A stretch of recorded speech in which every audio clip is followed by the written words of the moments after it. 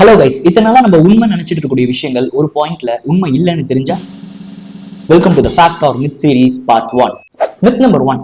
குளிர்ல ஒரு ஜாக்கெட்டோ இல்ல ஸ்வெட் ஷர்ட்டோ போடாம நம்ம போனா சளி இல்ல ஜுரம் வரும் அப்படின்னு நம்ம நினைக்கிறது ஃபேக்டா மித்தா? It's a myth.